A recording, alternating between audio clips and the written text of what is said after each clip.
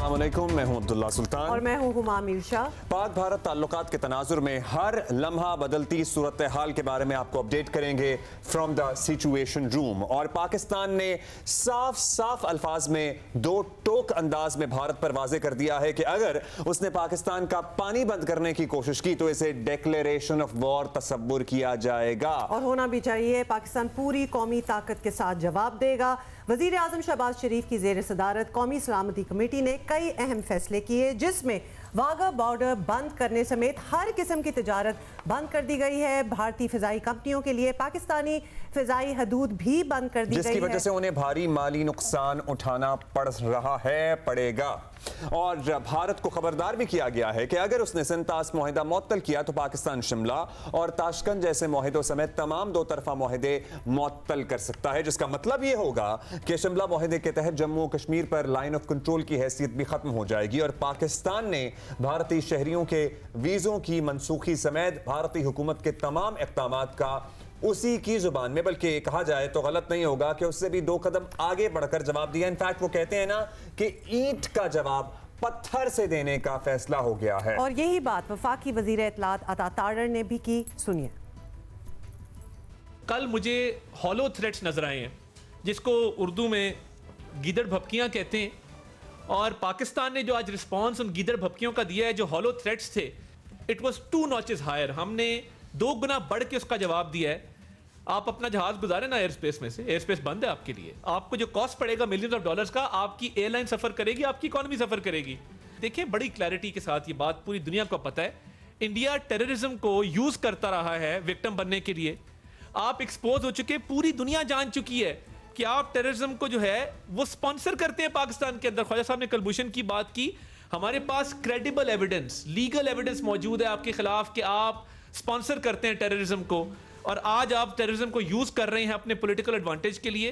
तो हमने आपका जो हिसाब बराबर किया है सूद समेत, आज वो भरपूर तरीके से किया है। नैरेटिव की वॉर दोबारा जिस तरह पुलवामा में जीते थे, आज भी पाकिस्तान ने नैरेटिव की वॉर में भी सबकत हासिल की है।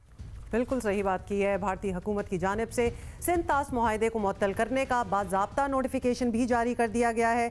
वज़ीर दिफा ख्वाजा आसिफ ने भारतीय वज़ीर आज़म नरेंद्र मोदी को डिक्लेयर्ड दहशत गर्द करार देते हुए कहा है कि वो पाकिस्तान में दहशत गर्दी के मंसूबे बना रहे हैं। ख्वाजा आसिफ ने लगी लिपटी रखे बगैर भारत पर वाज़े कर दिया कि पाकिस्तानियों पर हमला हुआ तो भारतीय भी महफूज नहीं रहेंगे। पाकिस्तानी अपनी सरजमीन के जर्रे जर्रे की हिफाजत करना जानते हैं और हिफाजत करेंगे।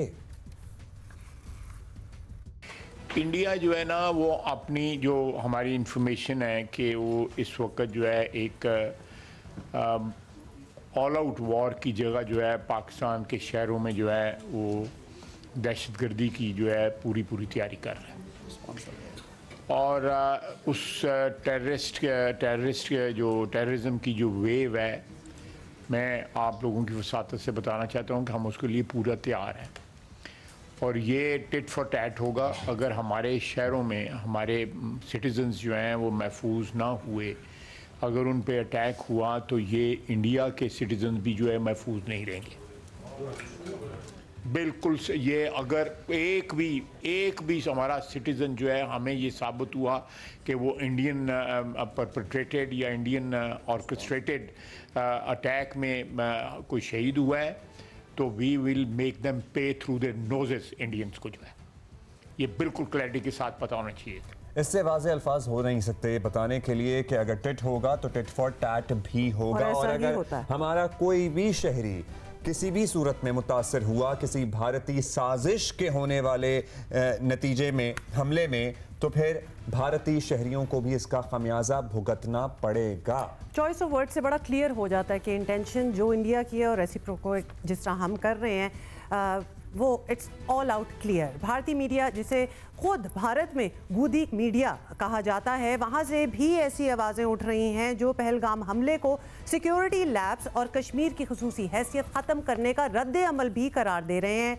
इस वाक़े के बाद भारतीय काबिज़ फ़ौज की जानिब से ना सिर्फ मकबूजा वादी में कश्मीरियों की पकड़ धकड़ शुरू कर दी गई है, बल्कि मुख्तलिफ भारतीय रियासतों में ज़ेरे तालीम कश्मीरी तलबा और आम कश्मीरियों को हरासा करने, उन्हें डराने धमकाने के वाक़यात भी बहुत बढ़ गए हैं। पहले ही आपको बताया मुसलमानों की सूरत हाल क्या है, वहाँ पर एक माइनॉरिटी से भी बदतर अंदाज में उन्हें ट्रीट किया जाता है, उनके साथ सुलूक किया जा रहा है।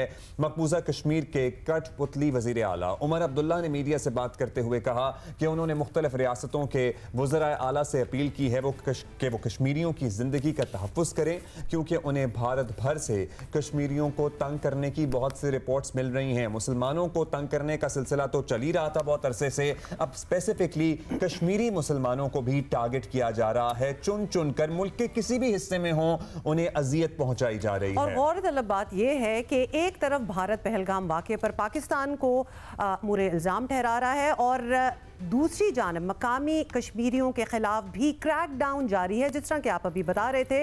इस दलील में बिल्कुल वजन है, बिल्कुल ऐसा ही है, और इस ऑब्वियसली दलील में बिल्कुल वजन भी है।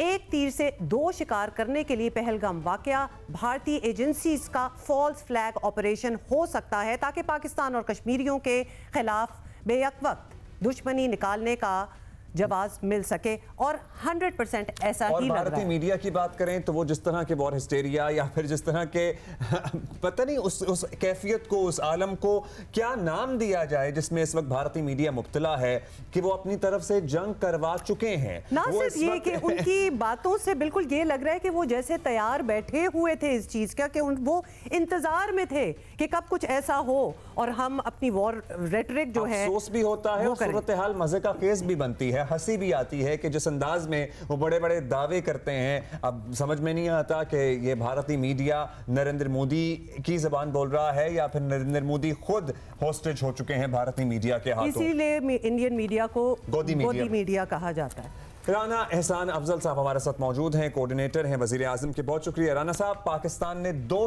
टोक अंदाज में, जिसे कहते हैं ना, बगैर कोई लगी लिपटे रखे बगैर कह दिया कि अगर कोई भी एक्शन होगा तो उसका रिएक्शन उससे डबल होगा। क्या अब तक दुनिया से रिस्पांस आ रहा है पाकिस्तान की तरफ से, जो कल एक इंतहाई हाई लेवल सिक्योरिटी मीटिंग में इजलास के बाद ऐलानात किए गए हैं उस पर? बिस्मिल्लाहिर्रहमानिर्रहीम। देखें, पाकिस्तान की जो नेशनल सिक्योरिटी कमेटी का जो प्रेस रिलीज़ है उसने हर उस मुद्दे को उठाया जो इंडिया की तरफ से एक इनअप्रोप्रिएट और इलॉजिकल जो बातें की गई उसको बड़ा कॉम्प्रिहेंसिवली उन्होंने कवर किया। डिप्लोमेटिकली हम लोग जो है यूनाइटेड नेशंस हो या और हमारे दीगर दोस्त हों तो उनके साथ राब्ते में है। फॉरेन मिनिस्टर दार साहब ने भी जो है इसके ऊपर ब्रीफिंग दी। तो देखें, बात यह है कि जो बड़ी चीज़ इसके अंदर है कि इंडिया ने जो हेल्ड इन अबेंस किया है इंडस वाटर ट्रीटी को, ये एक बड़ी अजीब सी बात है क्योंकि जो उसका टेक्स्ट है इंडस वाटर ट्रीटी का, वो इस चीज़ की इजाज़त ही नहीं देता कि यूनिलैटरली आप जो है वो हेल्ड इन अबेंस जो है आप या एब्रोगेट करें उस ट्रीटी को। तो और वैसे भी अगर ये देखा जाए तो it is a threat to the food security of ये 25 मिलियन जो है, आप कह लें कि जो 250 मिलियन की आबादी है उनकी फूड सिक्योरिटी को थ्रेट है और उनकी लाइव्स को थ्रेट है, पानी की जो है। और जो इंटरनेशनल लॉ है वाटर का, वो जो है अपर रिपेरियन को और लोअर रिपेरियन के जो मैकेनिज्म है वो वाटर लॉ जो दुनिया भर में अप्लाई होता है उसके मुताबिक है। तो इसको जब आप हेल्ड इन अबेंस करते हैं तो ना सिर्फ आप जो इंटरनेशनल जो लॉ है उसको आप रद्द कर रहे हैं, बल्कि इट इज़ इंटरनेशनल पीस को और सिक्योरिटी को ये थ्रेट है। तो ये यूनाइटेड नेशंस की जो सिक्योरिटी काउंसिल है उसका मैंडेट बनता है, वहां भी हम अप्रोच करेंगे और हर लिहाज से ये तमाम बातें आपकी दुरुस्त हैं राना साहब, लेकिन भारत भी आपको पता है इस खित्ते में इजराइल की तरह ही बनने की कोशिश कर रहा है कि ना उसको किसी इंटरनेशनल कानून की परवाह है, ना उसको इंटरनेशनल कम्युनिटी की परवाह है, जो वो कनाडा में करते रहे हैं, जो वो अमेरिका में करते रहे हैं। कि पिछले 2 सालों से या साल डेढ़ से वो देख रहे हैं कि इजराइल ने गाजा में क्या किया है, वहां से ये लगता है कि एजुकेट हो रहे हैं और एग्जैक्टली वही करने की कोशिश कर रहे हैं। राना एहसान, ये इंडस वाटर ट्रीटी पे जरा वापस आते हैं और ये बताएं कि अगर तो ये इस ट्रीटी को ब्रेक कर रहे हैं, अबैंडन कर रहे हैं, तो ये करेंगे क्या? ये प्रैक्टिकल टर्म्स में ये किस तरह होगा और इतना पानी अपनी तरफ किस तरह मोड़ेंगे? ये डूएबल भी है या फिर ये खाली थ्रेट है? देखिए, सबसे पहली बात तो ये कि जो अपर रिपेरियन ममालिक होते हैं उनके पास ये जो इंटरनेशनल वाटर लॉ है उसके मुताबिक पानी तो वो रोक ही नहीं सकते, वो पानी को रेगुलेट कर सकते हैं। तो जिस तरह मैंने आपको कहा कि अगर कुछ ऐसा वो करते हैं तो it will be consider as an act of war. और ये दुनिया का जो पीस का मैकेनिज्म है, दुनिया भर में अपर रिपेरियन और लोअर रिपेरियन ममालिक हैं और वो को एग्जिस्ट करते हैं, तो ये तो उस पूरे निज़ाम को धर्म भरम कर देगा। और ये एक नया, आप कह लें कि दुनिया के अंदर अनसर्टेनिटी और वॉर की तरफ हम जो है वो बढ़ जाएंगे। तो मेरे ख्याल से ये इतना आसान बिल्कुल भी ये वो होगा नहीं। और यूनाइटेड नेशंस और दुनिया भर जो है, जो लोअर रिपेरियंस हैं, वो इसके ऊपर आवाज बनेंगे। और ये अगर ऐसा हुआ तो जो आप कहते हैं, it is a very strong word कि it will be considered as an act of war. और एक्ट ऑफ वॉर के अंदर फिर ममालिक का जो रिस्पॉन्स है वो वो उस तरह का हो सकता है जो वॉर के अंदर ममालिक रिस्पॉन्ड कर सकते हैं। तो अभी तो इन्होंने ये कहा है, दावा किया है, अभी ये देखने का है कि ये इसके ऊपर किस तरह बढ़ते हैं। लेकिन हम समझते हैं कि जहां उन्होंने हमारे एम्बेसडर को बुला के डिमार्च किया है, वहां उन्होंने इस चीज़ का जिक्र नहीं किया। जो लिस्ट ऑफ चीज़ें वहां दी हैं, इस चीज़ का जिक्र नहीं किया। हम we are ready internationally, diplomatically, हर लिहाज से कि अगर कोई ऐसी चीज होती है तो पाकिस्तान का रिएक्शन जो है वो it will be well versed और वो इस चीज को कवर करे। अच्छा, हमारे जो वज़रा हैं बड़ा क्लियरली बता रहे हैं कि अब भारत क्या करने का इरादा रखता है या क्या साजिश कर रहा है, और यही कहा गया है कि भारत फुल फ्लेज जंग के बजाय हमारे शहरों को टारगेट करने की कोशिश करेगा। खैबर पख्तूनख्वा का वो इलाका जहाँ पर उस तरह से बेअमनी नहीं है, पंजाब का इलाका, सिंध का इलाका, अगर ऐसा कुछ किया जाता है और जाहिर है उसके ताने बाने भारतीय प्लानर्स से जाकर मिलते हैं, तो हम क्या करेंगे? देखिए, सबसे पहली बात तो ये कि अगर वो हमारी हदूद को क्रॉस करता है या हमारी हदूद में दाखिल होता है या कोई मिस एडवेंचर करता है तो उसके लिए तो पाक अफवाज it is ready to respond, यानी कि इस चीज़ की कतई इजाज़त नहीं दी जाएगी। लेकिन अगर हदूद को नहीं पार करता और किसी और के जरिए ये हमले कराता है, फिर देखिए ये तो भारत जो है करता ही रहा है, करता रहा है। बलूचिस्तान में चाहे BLA हो, TTP हो, उसकी फंडिंग के हवाले से चीज़ें हों या उनको सपोर्ट के हवाले से चीज़ें हों, तो वो तो भारत जो है वो ऑलरेडी कर रहा है। उनके ऑलरेडी ऑफिसर जो हैं वो ज़ेरे हिरासत हैं और वो भी इंटरनेशनली चीज़ें पता है। उसके अलावा भारत सिर्फ पाकिस्तान में नहीं बल्कि कनाडा में, अमेरिका में इस तरह की हरकतें करता पाया गया है कि दहशतगर्दी की एक्टिविटी में वो वहाँ इंटरनेशनली इन्वॉल्व रहा है। तो इस चीज़ की एविडेंस भी है हमारे पास। और हमने तो भारत को यहाँ तक कहा है कि आप जो ये बेबुनियाद इल्ज़ामात लगा रहे हैं, 9 लाख फौज आपकी वहाँ मौजूद है, आपका इंटरनल लैब्स है या ये फॉल्स फ्लैग ऑपरेशन है, अगर आपके पास कोई एविडेंस है किसी भी किस्म की तो आप दें, इंटरनेशनली दें, हमें दें, इंटरनेशनली दें, तो हम उसको रिस्पॉन्ड करेंगे। लेकिन आपके पास ना कोई एविडेंस है, ना आपके पास कोई ऐसे शवाहिद आप पेश कर सके। हमारे पास तो शवाहिद हैं कि आप you are linked with TTP and BLA, आप उसकी फंडिंग, फाइनेंसिंग के अंदर लिंक्ड है। तो ये देखें, it is not as easy कि जिस तरह भारत एक अपना डोमेस्टिक पॉलिटिक्स करने के हद तक जो है वो उनका मीडिया एक प्रोपेगेंडा कर रहा है, एक नेशनल नैरेटिव बिल्ड कर रहा है, लेकिन इंटरनेशनली इन चीज़ों को साबित करना बड़ा मुश्किल होगा। और ये भारत की हिस्ट्री है जो है एक प्रोपेगेंडा की। आपने वो बिल क्लिंटन के जब विजिट था तब जो सिख जो है वो मारे गए, वो जय हिंद और हिंदू एक्सट्रीमिस्ट थे। इसी तरह जो समझौता एक्सप्रेस 2007 का इंसिडेंट है, फौरन पाकिस्तान पे ब्लेम गेम किया गया, लेकिन वो भी हिंदू एक्सट्रीमिस्ट निकले। जो पलवाना का जो अटैक था उसके अंदर उनके अपने गवर्नर कह रहे हैं कि ये इसलिए किया गया कि हमें लोकल पॉलिटिक्स में बेनिफिट होगा, और इसमें हमने अपने लैप्सेस जो थे उसके ऊपर खामोशी इख्तियार की और कोई पाकिस्तान के खिलाफ वो एविडेंस नहीं दे सके। तो ये भी उसी चीज की कड़ी है। आपको याद होगा उनका यूरो डिसइंफो लैब था, पूरा एक मैकेनिज्म था पाकिस्तान। बेशक, और हम याद एक्चुअली दिलाते भी रहते हैं। राना एहसान, ये भी बताइएगा कि इंटरनेशनल नैरेटिव की बात हो रही है इंडियन साइड से, व्हाट अबाउट अस? ये क्या वो वक्त नहीं आ गया कि हम अपने दोस्त जो हैं, खासतौर पे अगर चाइना की हम बात करें, क्या हम उनसे बात कर रहे हैं? क्या हम नेगोशिएशंस, क्या आर्बिट्रेशन, कोई हम मदद, एडवाइस ये ले रहे हैं या फिर अभी वो वक्त नहीं आया?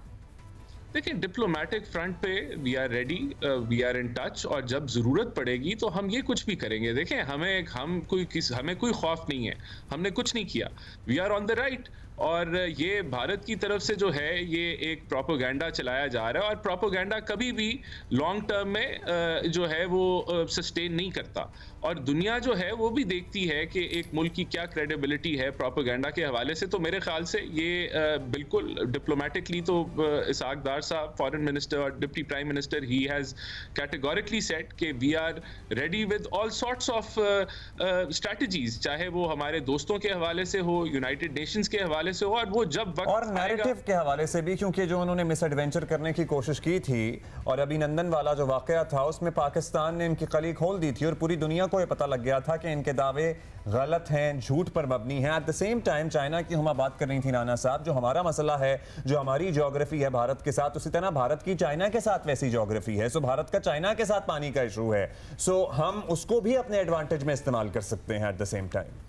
देखिए, मैंने तो आपको पहले ही कहा, जो अपर रिपेरियन और लोअर रिपेरियन की जो डायनामिक्स हैं वो वाटर लॉ जो दुनिया भर में अप्लाई करता है उसके मुताबिक होता है। अगर इंडिया जो है वो इस तरह की कोई हरकत करेगा कि वो पानी का फ्लो को रोकेगा, तो वो काम चाइना भी कर सकता है। लेकिन अगर ऐसा होना शुरू हो जाए तो दुनिया में जंग लग जाए। तो मैं समझता हूं कि ये इतना आसान नहीं होगा कि आप देखें, कारगिल की वॉर हुई, उससे पहले जंगें हुई, कभी भी इंडस वाटर ट्रीटी को इस तरीके से हेल्ड इन अबेयंस या एब्रोगेट करने की बात नहीं की गई, क्योंकि ये it is not just a bilateral treaty.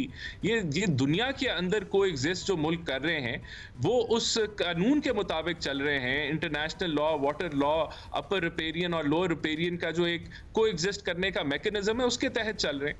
अगर ये होना शुरू हो जाएगा तो पूरी दुनिया में जंगें लग जाएंगी। तो ये करना ना सिर्फ आसान होगा बल्कि जो है ऐसा नहीं होगा इंशाल्लाह। राना हसन, ये भी बताइएगा, अच्छा ये टिट फॉर टैट रिस्पॉन्स जो था वो पाकिस्तान ने दे दिया, what next now? Are we going to wait for their next action, या फिर ये आगे बात आप अनफोल्ड होते हुए किस तरह देख रहे हैं? नहीं, देखें, इंडिया हैज टू प्रूव जो इल्जामात उसने लगाए हैं वो साबित करने होंगे ना इंडिया को। अगर वो आने वाले दिनों में उसके लिए तो कोई इंटरनेशनल प्रेशर भी होना चाहिए, क्योंकि इस तरह अगर हम ही कहते रहें कि जी आप प्रूव करें, दुनिया को भी कहना चाहिए कि भाई इतना शेयर करें, कि इतना कुछ हो गया तो आप शेयर तो करें कि हुआ क्या। देखिए, इंडिया पाकिस्तान बहुत सारा मल्टीलैटरल कन्वेंशंस का को सिग्नेटरी है। उसके अंदर काउंटर टेररिज्म के ऊपर यूनाइटेड नेशंस में सिक्योरिटी जनरल काउंसिल में काउंटर टेररिज्म की कमेटी है। अब अगर कोई इनको है कि कोई उनके पास एविडेंस है तो इंडिया को चाहिए वो वहां जमा कराए, और अगर वो नहीं जमा करा पाता तो इसका मतलब है इंडिया झूठा है। ये आने वाले वक्त में ये डेफिनेटली दुनिया भी सवाल उठाएगी कि आप इतना बड़ा इल्जाम लगा रहे हैं, आपने इतना बड़ा इकदाम ले लिया कि जी आप इंडस वाटर ट्रीटी को हेल्ड इन अबेयंस कर रहे हैं, एविडेंस कहाँ है? कहाँ है सबूत आपका? कहाँ है लिंक पाकिस्तान के साथ? और अगर इंडिया इसको देने में नाकाम रहा तो इंडिया की सुबकी होगी, दुनिया भर में सुबकी होगी। हम और आप और हमारे नायब वजीर आजम और हमारे वजीर खारजा प्रेस कॉन्फ्रेंस में भारत का नाम ले रहे हैं और ये बता रहे हैं कि ये इक़दामात कर रहे हैं। और आपको पता ही है जिस अंदाज में भारत हमारी दरअंदाजी करता रहा है, चाहे वो कुलभूषण यादव हो या दीगर मामलात हो, हम बताते रहे हैं। लेकिन नरेंद्र मोदी ने अभी जलसे से जो खिताब किया, तकरीर की, उन्होंने पाकिस्तान का नाम नहीं लिया और बस इशारतन ये कह दिया कि जो भी इसमें मुलव्विस हो उसको वो मजा चखाने की कोशिश करेंगे। क्या वजह आपको लग रही है कि नाम नहीं ले रहे? नहीं, देखें, एक तरफ तो वो नाम नहीं ले रहे क्योंकि उनको पता है उनके पास एविडेंस नहीं है, चोर की दाढ़ी में तिनका। लेकिन दूसरी तरफ वो इंडस वाटर ट्रीटी को हेल्ड इन अबेयंस कर रहे हैं। तो ये देखें ना, ये तो it is not as simple कि वो नाम नहीं ले रहे। एक्शन वो जो है वो बायलैटरल ट्रीटी को उस तरीके से रद्द कर रहे हैं जिसका जो है जिसके ऊपर रेजोल्यूशंस हैं। तो ये it is not going to be so easy कि इंडिया को we will let them go. हम इंटरनेशनली उनको कहेंगे कि हमें एविडेंस दिखाएं, दुनिया को एविडेंस दिखाएं, और इंडिया की क्रेडिबिलिटी मेरे ख्याल से हम यहाँ पे दावत दे रहे हैं कि एविडेंस दिखाएं और बताएं, हम तो चाहते हैं कि एविडेंस दिखाएं। अच्छा, ये भी बताइएगा, अगर दिखाएंगे तो पाकिस्तान ने ये भी अश्योरिटी दी है कि हम आपकी मदद करेंगे, हम आपके साथ ताउन करेंगे। जो हम हमेशा यही कहते हैं, जब भी इल्जाम पाकिस्तान पे लगाया जाता है और कभी कोई एविडेंस नहीं देते, पाकिस्तान का हमेशा यही स्टांस होता है कि हम भी चाहते हैं कि टेररिज्म जो है, दहशतगर्दी खित्ते से कम हो, तो हम आपकी मदद करेंगे। ये बताइएगा राना हसन के Indus water treaty world bank की मीडिएशन से ही साइन हुई थी 1960 में। अब कोई रोल बनता है वर्ल्ड बैंक का इस सिचुएशन में, इस सिनारियो में, या नहीं? देखें, बिल्कुल बनता है, वर्ल्ड बैंक का रोल भी बनता है, उसके अलावा यूनाइटेड नेशंस का भी रोल बनता है, क्योंकि यूनाइटेड नेशंस में जो मैंने आपको क्या जो सिक्योरिटी काउंसिल है उसके अंदर अगर आप किसी मुल्क का पानी रोकते हैं अपर रिपेरियन होने के तहत, तो हमारे मुताबिक it is an act of war. और वो कैसे है? क्योंकि आप एक जो है it is a national security threat to your food security. आपकी लाइवलीहुड जो जिंदगी है वो पानी से चलती है और उसको आप थ्रेटन कर रहे हैं, तो आप जो है इंटरनेशनल पीस और इंटरनेशनल सिक्योरिटी को थ्रेट कर रहे हैं। लेकिन इस ज़मीन में कोई वर्ल्ड बैंक से राब्ता हुआ या उन्होंने कांटेक्ट किया? बिकॉज ये एक क्लॉज जो कि लिटरली वॉर्स के थ्रू, जंगों के थ्रू भी इंटैक्ट रहा है, ये ट्रीटी जो है 71 की जंग हो, कारगिल का मामला हो, आके उसको होल्ड इन अबेंस कर देना, तो क्या वर्ल्ड बैंक ने को भी कांटेक्ट नहीं कर लेना चाहिए या नहीं? वी आर इन टच, हमारे रिस्पॉन्सेज रेडी हैं, हम हर उस डिप्लोमेटिक फ्रंट को इस्तेमाल करेंगे जो हमारे पास दस्तयाब है, बल्कि हमें अगर ज़रूरत पड़ी हम दुनिया भर को रीच आउट करेंगे, और हम इधर राइट पे हैं।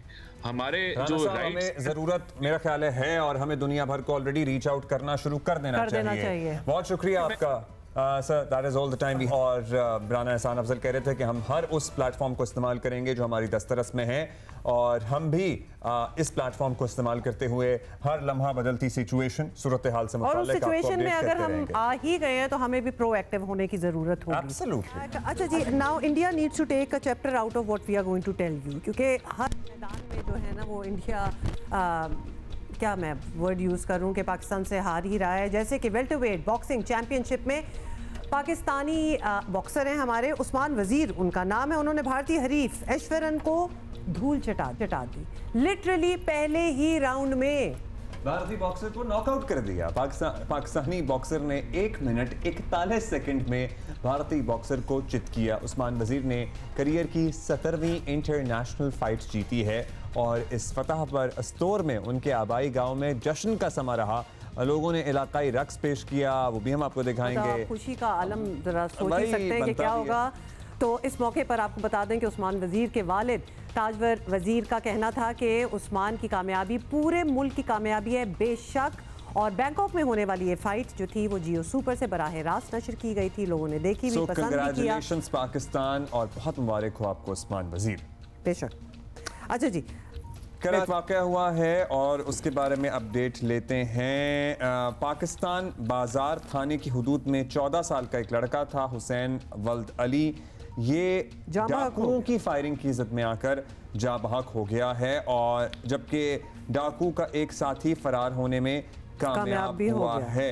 क्या सूरत हाल है? जीशान शाह हमारे साथ मौजूद हैं। जीशान, जरा बैकग्राउंड बताएं कि क्या हो रहा था, इस जगह को भी जरा डिस्क्राइब करें, और ये 14 साल का बच्चा वहाँ क्या कर रहा था?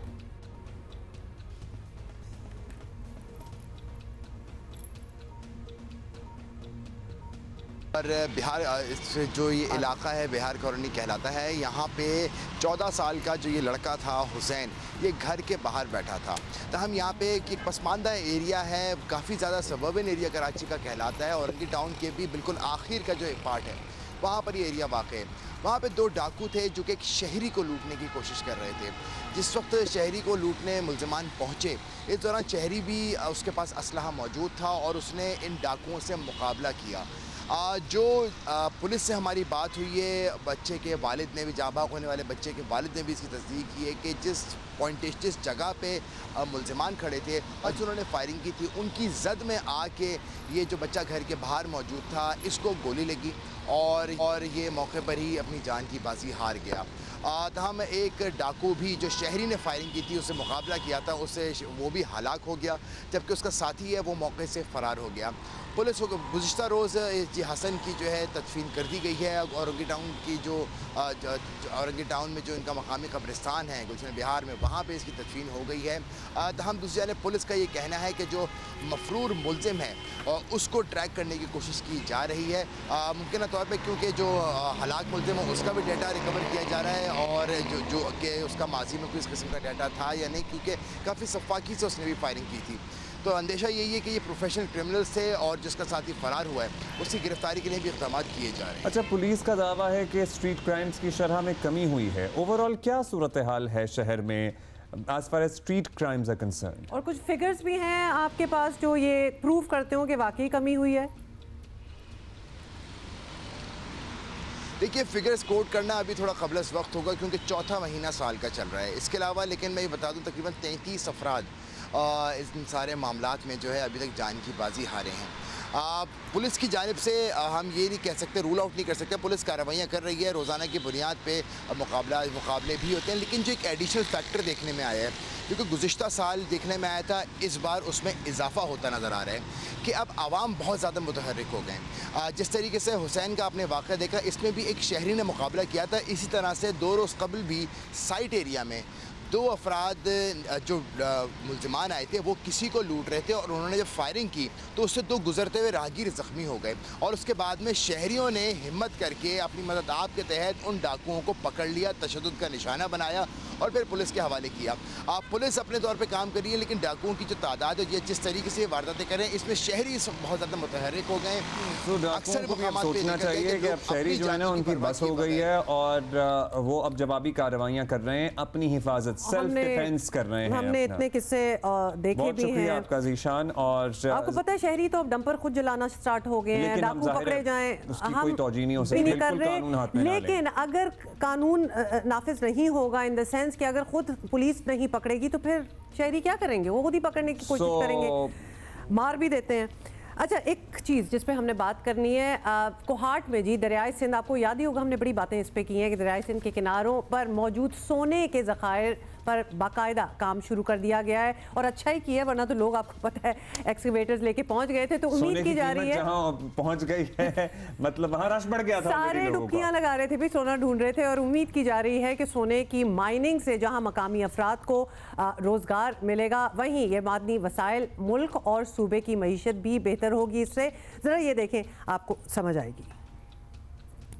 कोहाट में दरिया सिंध के किनारे वाक़ सोने के ज़खायर की तस्दीक के बाद यहाँ से बाकायदा सोना निकालने का काम शुरू कर दिया गया है। ये काम खैबर पख्तूनख्वा हुकूमत की लीज होल्डर कंपनी ने रईसी के इलाके में शुरू किया। सोना निकालने के लिए माइनिंग का इफ्तिताह पीर ऑफ मुकट शरीफ सैयद सफदर निज़ाम गिलानी ने किया। उनका कहना था कि पाकिस्तान को अल्लाह ने बहुत से वसाइल और मादनियात से नवाजा है। ये वसाइल मुल्क कौम की तरक्की में अहम किरदार अदा करेंगे। ये लीज जो है हमारी ब्लॉक सी जो है, ये हमारी आर्थिक प्रोविजन कंपनी जो है उसको मिली है और मैं उसका चीफ एग्जीक्यूटिव ऑफिसर हूँ। ये हमें तकरीबन 1 अरब कोई 31 करोड़ मिली है, लेकिन अनफॉर्चुनेटली जब से हमने ली है इसमें बहुत ज़्यादा इलीगल माइनिंग हो रही है। आज शिप साहबों में मैं पहली दफ़ा आया हूँ तो मुझे देख के बड़ा अफसोस हुआ कि पूरा इलाका टॉप सीटर भी किया हुआ है। खुदा के फजल से इसमें डिपॉजिट ठीक ठाक थे, लेकिन अच्छी खासी परसेंटेज जो है ना ये इसके स्पेशली ब्लॉक सी में तकरीबन 60 to 65% जो माइन है वो डैमेज हो चुकी है। लोगों ने इसको ख़राब कर लिया है और जो बाकी भी बचा है उसके ऊपर इतना ओवरबर्डन है कि उसको निकालते हुए हमें बहुत टाइम लगेगा। माइनिंग कंपनी ने सोने की तलाश का ठेका 3.5 अरब रुपए की बोली देकर हासिल किया था। कंपनी के नुमाइंदों का बताना है कि वो ब्लॉक बी और सी में काम करेंगे। मकामी अफराद को रोजगार के मौके भी मिलेंगे, लेकिन दरिया से सोना निकालने का जो गैर कानूनी काम होता है हुकूमत को उसे भी रोकना चाहिए। हमारा जो कॉन्ट्रैक्ट हुआ है तो वो बड़े लीगल हुए हैं, थ्रू गवर्नमेंट हुआ है और अल्हम्दुलिल्लाह बस अभी हम नेक्स्ट फ्यूचर के हमने प्लान किए और फ्यूचर में देख रहे हैं इनके साथ कि इंशाअल्लाह बेहतरीन काम होगा। माहिरीन का अंदाजा है कि दरिया सिंध के किनारे सिर्फ इसी इलाके में ही अरबों रुपए मालियत सोने के ज़खायर हैं। चंद दिनों में ही सामने आ जाएगा कि ये अंदाजे दुरुस्त हैं या नहीं। पता तो चलिए, और अगर इतनी बड़ी करना स्टार्ट हो गया प्रॉपर तरीके से तो डेफिनेटली होगा ही कुछ ना कुछ बीच में और पता भी चल जाएगा। दुनिया भर में मलेरिया से आगाही का दिन मनाया जा रहा है। मच्छरों से महफूज रहें।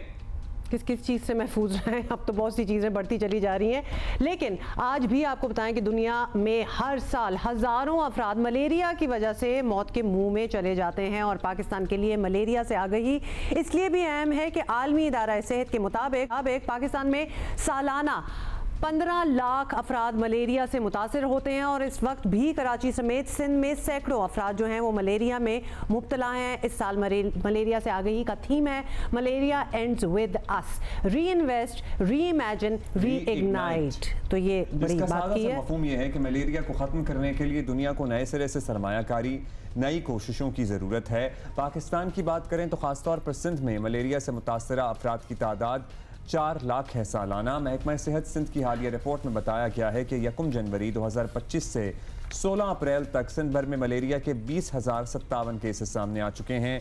कराची में जनवरी से 16 अप्रैल तक मलेरिया के 201 केसेस रिपोर्ट हुए हैं। हैदराबाद में दिमागी मलेरिया को आपको हमने जिसके बारे में हमने पहले भी बात की थी, उसका एक केस जो है वो सामने आ गया है। सिंध हुकूमत सेहत के शोबे को जो है वो ऑब्वियसली एक ज़रा मुनज़्ज़म और तगड़ा तो कर रही है, लेकिन this is something that needs to be looked into. Doctor Sara Ahmed ने हमें ज्वाइन किया करते हैं। डॉक्टर सारा, बड़ी अजीब सी बात है, हम मलेरिया में मुब्तला हैं, सैकड़ों हज़ारों लोग हर साल, हमारे साथ यही होता है। या तो ये कुछ कर सकते हैं ना कि हम मच्छर किसी तरीके से ख़त्म कर दें दुनिया में, तो क्या ही बात हो जाए। हालांकि मच्छर का वैसे फ़ायदा क्या होता है इस पर भी कभी बात करेंगे। तो होता ही होगा जब भी कुदरत ने बनाया हुआ है। सिर्फ मलेरिया देने का भी फ़ायदा हमें नज़र आ रहा है और कुछ नहीं। क्या एहतियात कर सकते हैं, कैसे करें? अच्छा, सो जैसे कि आप लोगों ने जिक्र किया कि जो मलेरिया है बेसिकली मच्छरों के ज़रिए से फैलता है। सो मच्छरों के काटने से बचना बहुत ज़रूरी है और इसके लिए ये किया जा सकता है कि एक तो मलेरिया की जहाँ पे अफजाइश होती है, ये बेसिकली मलेरिया एक प्लाज्मोडियम पैरासाइट है, उसके थ्रू मच्छरों के थ्रू मुंतकिल होता है। तो मच्छरों की जहाँ पे अफजाइश होती है, जैसे पानी जहाँ पे खड़ा हुआ है हमारे घरों में या घर के इर्द गिर्द कुछ इलाकों में, तो उसको उन एरियाज को कंट्रोल करने की कोशिश की जाए, वहाँ पानी ना खड़ा होने दिया जाए। स्पेशली आपने देखा होगा कि मानसून के सीज़न के बाद जो है वो इसके केसेस बढ़ जाते हैं। दूसरा ये कर सकते हैं कि घरों में जो दरवाजे हैं, खिड़कियाँ, उन पे जालियाँ लगवाई जाएँ। सोते वक्त जो है वो मच्छरदानी, जो नेट्स होते हैं, उनका इस्तेमाल किया जा सकता है। इसके अलावा से बचाव के कुछ इंसेक्ट रिपेलेंट्स आते हैं, लोशंस आते हैं, उसकी सूरत में इस्तेमाल किया जा सकता है और मच्छर मार स्प्रे भी किए जा सकते हैं।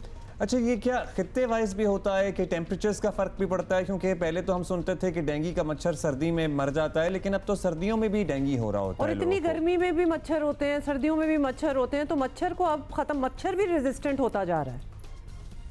जी, यूजुअली मलेरिया के केसेस हम पूरा साल देखते हैं। ज़्यादातर ये होता है कि जब भी बारिश का सीज़न होता है उसके बाद इसके केसेस जो है वो बढ़ जाते हैं। अभी तो कोई बारिश नहीं हुई, सीज़न में ज़्यादा देखा जाता है। अभी तो सारा यही हम पूछ रहे हैं कि नहीं शुरू हुई, फिर भी मलेरिया के केसेस रिपोर्ट हो रहे हैं। जी बिल्कुल। मलेरिया चूँकि हमारा कुछ इलाके हैं, जैसे खासकर सिंध के अंदर आपने जिक्र किया, बलूचिस्तान में, KPK में कुछ हमारे हाई रिस्क एरियाज़ हैं जहाँ पे आपको पता है कि वाटर बॉडीज़ हम बहुत अच्छी तरीके से कंट्रोल नहीं कर पा रहे, तो वहाँ पे जो है ये इसकी ट्रांसमिशन पूरा साल जारी रहती है। अच्छा डॉक्टर सारा, एक और चीज़ बताएं, और इससे पहले कि हम ये, क्योंकि कुछ दिनों से हम ये बात कर रहे हैं, पहले तो मलेरिया की बातें होती थी, अब ये दिमागी मलेरिया भी एक हम पहली बार हमने ये सुना है, इसके बारे में भी बताएं। और ये भी क्या उन्हीं मच्छरों से हो रहा है या फिर ये कोई और इसकी नस्ल है? अच्छा, मलेरिया जो है वो एक प्लाज्मोडियम जो पैरासाइट है उसके थ्रू ट्रांसमिट होता है इंसानों को। सो 2 किस्म के जो प्लाज्मोडियम है, वैसे तो इसकी 5-6 किस्में हैं जो इंसानों में इन्फेक्शन कराती हैं, लेकिन कॉमनली जो 2 टाइप्स हैं इसकी वो हम देख रहे होते हैं। एक तो प्लाज्मोडियम वाइवैक्स है और दूसरा प्लाज्मोडियम फैल्सीपैरम है। तो प्लाज्मोडियम फैल्सीपैरम जो है वो कुछ आप कह लें कि मलेरिया की शदीद जो है शक्ल अख्तियार कर सकता है, जिस सूरत में वो सेरिब्रल मलेरिया कर सकता है। तो इसमें क्या होता है कि इसमें मलेरिया जो है वो दिमाग को इन्वॉल्व कर लेता है और मरीज़ जो है वो गुनूदगी की कैफियत में जा सकता है, उसको झटके पड़ सकते हैं, कोमा में जा सकता है, और खुदा न खास्ता अगर मर्ज़ का जल्दी इसकी तशख़ीस ना हो तो उसमें मरीज़ का इंतकाल भी हो सकता है। ये नई चीज़ नहीं है, ये हम शुरू से ही देखते आ रहे हैं। बस ये कि डायग्नोसिस उसका टाइमली हो जाए तो उसमें मरीज़ का इलाज फौरी तौर पे किया जा सकता है। फिर बहुत शुक्रिया। बहुत शुक्रिया डॉक्टर सारा, thank you for being with us. अब आपको पता ही है कि किस तरह अपने आप को बचाना है। 2022 का जो तबाहकुन सैलाब था ना, उसके बाद बहुत ही बुरी सूरत हाल देखी गई थी। और जाहिर है जो ऐसा नहीं हो सकता अब्दुल्ला कि हम सारे मच्छरों का डायरेक्शन जो है अपने पड़ोसियों की तरफ मोड़ दे। मतलब साथ ही है ना, मच्छर ने तो उड़ के जाना है तो उधर चले जाओ। It's an idea. In any case चले, हमारे और भी बड़े मसले हैं जिसमें हम बात करते हैं, जैसे कि इंटरनेट फ्रॉड और सोशल मीडिया एप्लीकेशन केसेस के जरिए हनी ट्रैप करने के केसेस जो है ना वो आजकल बहुत बढ़ रहे हैं। And sometimes I think very intrigued by this term. The term, the honey trap. But then sometimes I feel कि अगर जो हनी ट्रैप से ट्रैप हो रहा है, भाई तुम हो जाओ फिर ट्रैप क्योंकि you didn't know better.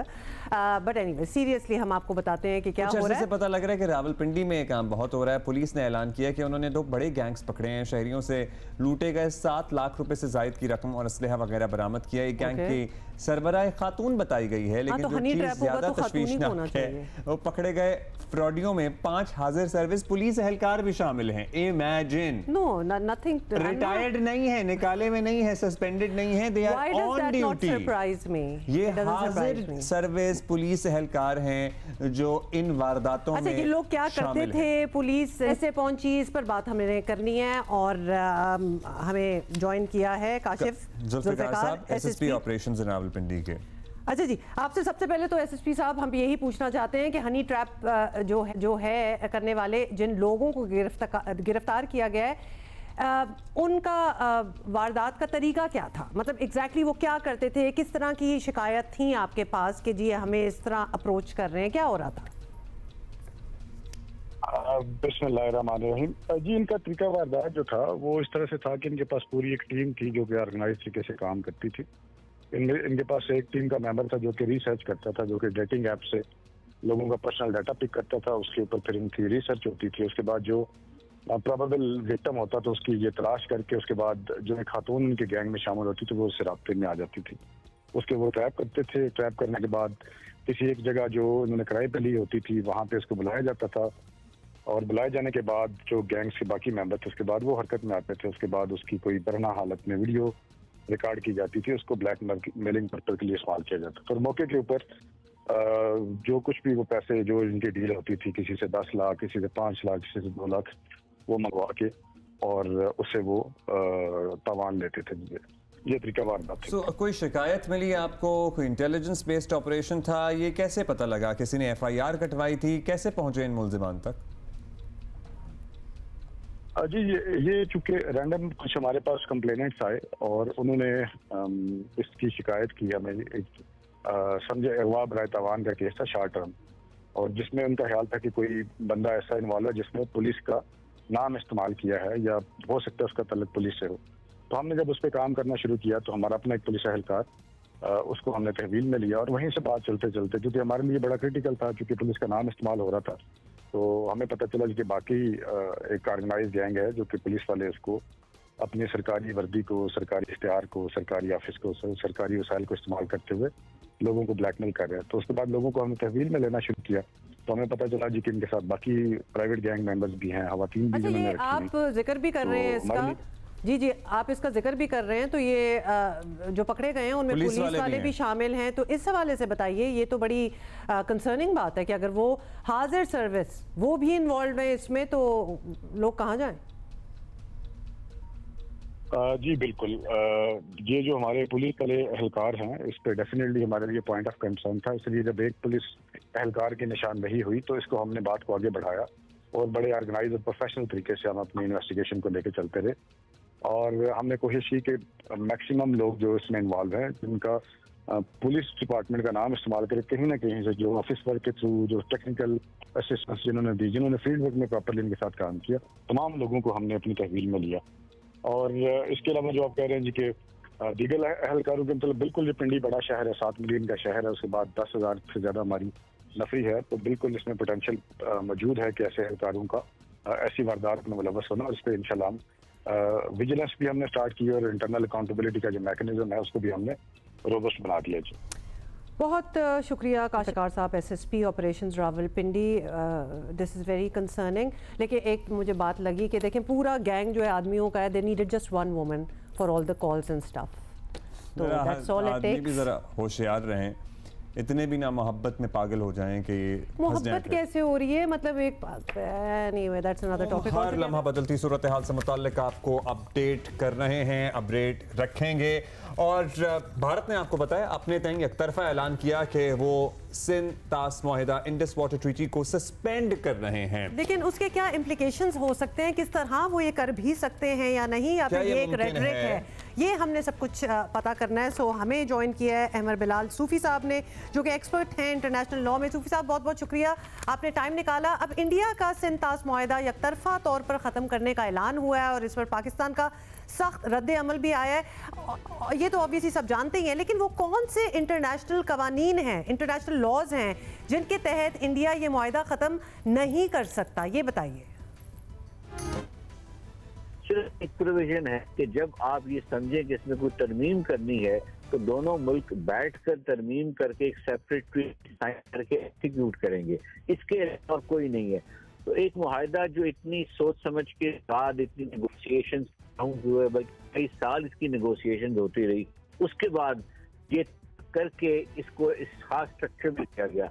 अब उसमें ये पावर नहीं रखी गई और जानबूझकर सोच समझ की नहीं रखी गई और रजामंदी के साथ इंडिया ने इसको रेटिफाई किया, साइन किया। अब आकर सडनली इंडिया ने ये कहा और कल कि जी ये मुआहिदा अबेंस कर रहे हैं, नहीं सस्पेंड कर रहे हैं। ये प्रोविजन एग्जिस्ट ही नहीं करती, ये ताकत एग्जिस्ट ही नहीं करती इंडिया के पास, ये ज्यूरिसडिक्शन नहीं है उनके पास।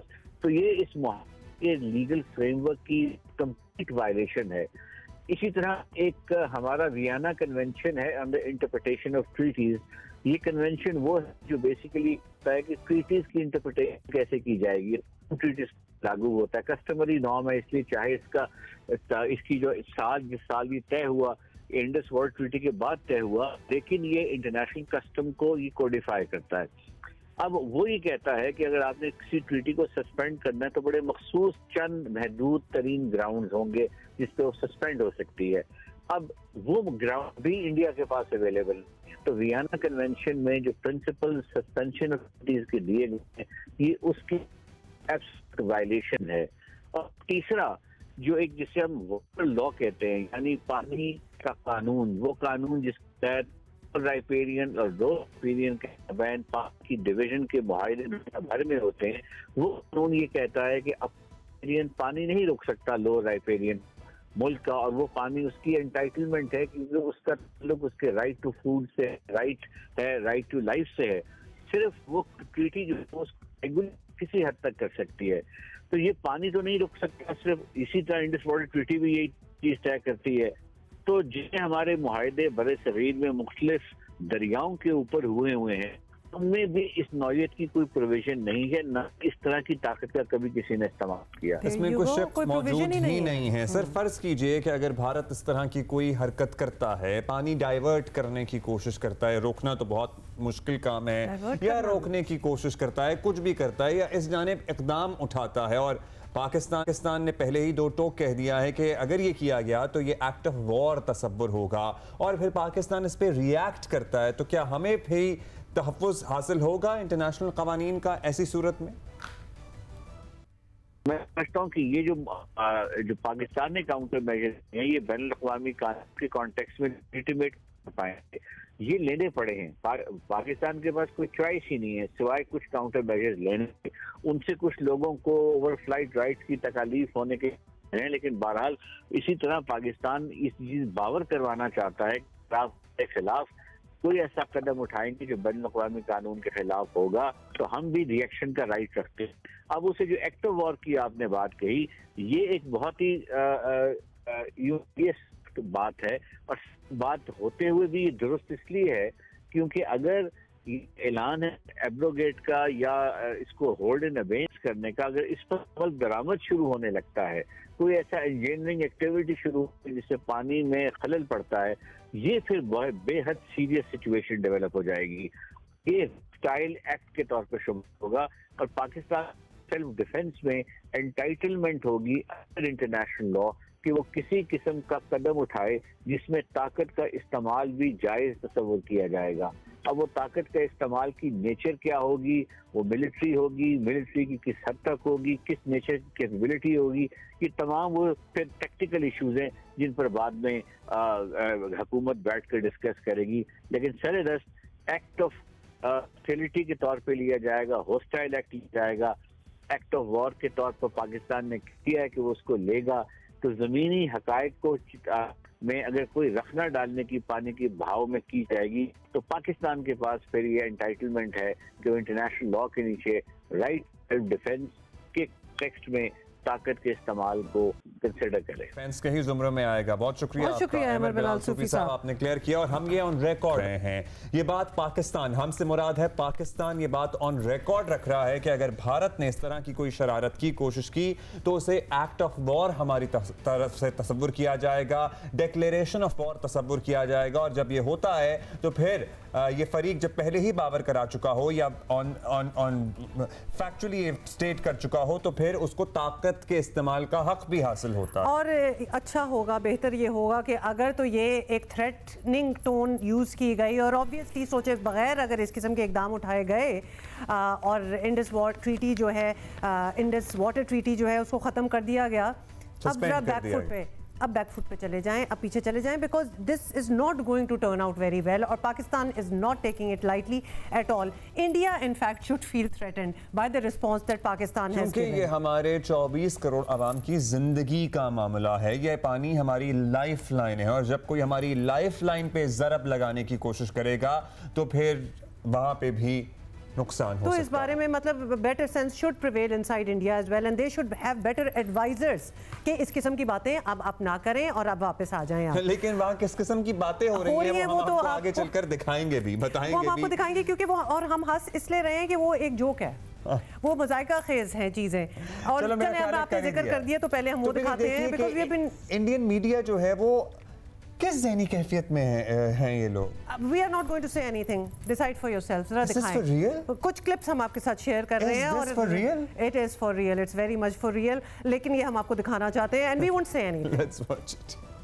मुझे बड़ी तकलीफ हो रही है सुनते हुए। एक तो मैं आप लोगों को बता दूं, जिंदा नहीं जिंदा तो उर्दू बोले। दूसरा ये कि वो जो साहब भागते भागते आ रहे थे सीढ़ियों से, वो क्या हमारी तरफ ही आ रहे थे? गिर जाएंगे। तो why I am hoping that these are not mainstream channels. I am hoping, लेकिन हमने यही सुना है these are mainstream channels of India जो इस किस्म की बातें कर रहे हैं कि जी न्यूक्लियर धमकी हो गई। ऑडियंस इन्हें देख रही है, आप सही बताइएगा, आप इन्हें सीरियसली लेते हैं?